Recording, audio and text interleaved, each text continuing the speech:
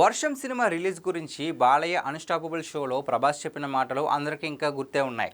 వర్షం సినిమా అప్పుడు బాలయ్య లక్ష్మీ నరసింహతో, చిరంజీవి అంజీ సినిమాతో పోటీకి వచ్చారు. నిజంగా తెలుగు సినిమా పరిశ్రమలో అది ఒక ఎపిక్ క్లాష్ అనే చెప్పుకోవచ్చు. లక్ష్మీ నరసింహ, అంజీ రెండు భారీ సినిమాలే. ముఖ్యంగా భారీ గ్రాఫిక్స్తో తీసిన అంజీపై చాలా అంచనాలు ఉన్నాయి.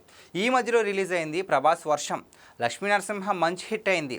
అంజీ సినిమా మాత్రం చాలా నిరాశపరిచింది. అయితే వర్షం సినిమా మామూలుగా ఆడలేదు.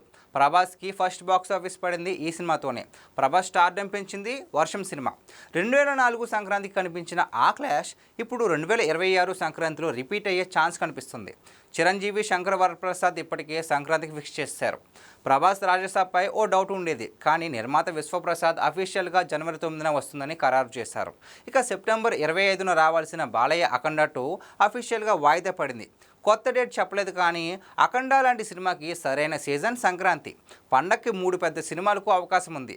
ఇప్పుడున్న పరిస్థితుల్లో బాలయ్య అఖండ 2 సంక్రాంతి రిలీజ్ పెట్టుకున్నా ఆశ్చర్యపడాల్సిన అవసరం లేదు. ఇదే జరిగితే గనక పండక్కి బాలయ్య, చిరు, ప్రభాస్ ఫ్యాన్స్ హంగామా మామూలుగా ఉండదు.